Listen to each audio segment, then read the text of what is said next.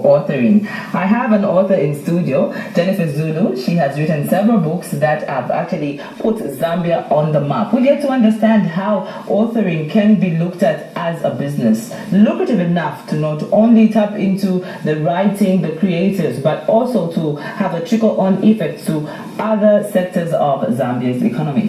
Jennipher Zulu, how are you? Thank you so much for coming to Business Day. I'm fine, thank you, Judy. Thank you for having me here. All right. When you think of authors in Zambia, writing in Zambia, what's your general view on that, first of all? Well, looking at writing itself, writing has a potential as a creative art. It has a potential actually to contribute so much more to the economy of the country.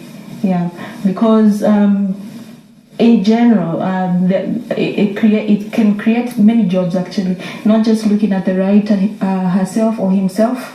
The writing sector can create jobs for editors, it can create jobs for illustrators, it can create jobs for book cover designers, it can create jobs for lawyers who at least protect the writer's rights.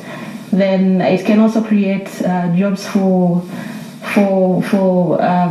marketing firms, management firms, and many other sectors actually can actually benefit from the writing sector. Is Zambia looking at writing the way you've pictured it and portrayed it to us right now? Unfortunately, no. I say so because actually the sector has been neglected for a long time. You'll be amazed. Actually, I know that many viewers will be amazed to note that 50 years after independence, we don't even have a book policy in place. And what will the book policy add to the strengthening of authoring in Zambia? The book policy will actually it will specify many things that many factors that will be beneficial for the writer, and also provide for the government to be able to come in to provide a grant that will be made available every time for writers to access from time to time. So it will create also a platform for the corporates and maybe even foreign investors to begin probably supporting the sector, because right now they don't have a policy that can enable them to do that so much. Yeah. When you talk about foreign writers networking, coming together in terms of international, having your brand not only local but international, it makes me think of what you attended recently. Tell us about that and what it has done to either give you more inspiration or get onto writing very seriously. Okay. Yeah, I recently attended the 21st Time of the Writer festival. It's an annual book festival in Durban.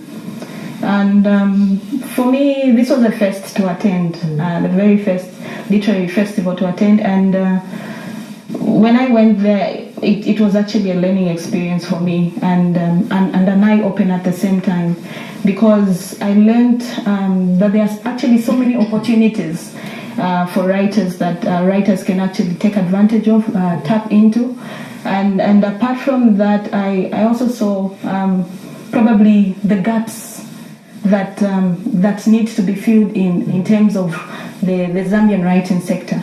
There are so many gaps and so much work actually needs to be done by all stakeholders, including government and other would-be supporters in the sector. Okay, so there's a young writer watching us right now, Jennipher, who loves writing, is passionate about writing, but their parents keep on telling them this cannot be a career path, this will not get you money. What can you tell them?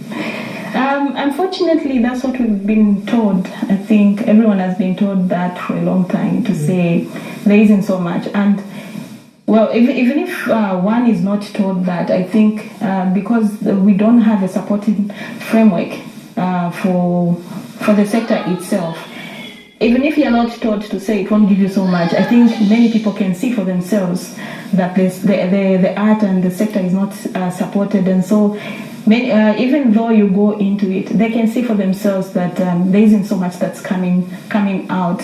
But this is because, as stated, this is because there hasn't been investment in it. There hasn't been the right attention to it. Otherwise, for writing, actually, it's a career that can be taken up seriously. Because I'll tell you to say, I just contacted an editor for one award-winning author that I interacted with at the festival. That is Mohali Moshiko. She's an award winner, a South African award winner, and she gave me a contact for her editor, and I was quoted 15,000 kwacha for editing. So I think when you and that's just for one book. Suppose in a month she edits like maybe 5 books. And you multiply, that's good money, isn't it? A career enough. Yeah. All right. Thank you so much for coming through. Thank you so much, Judy. Yeah.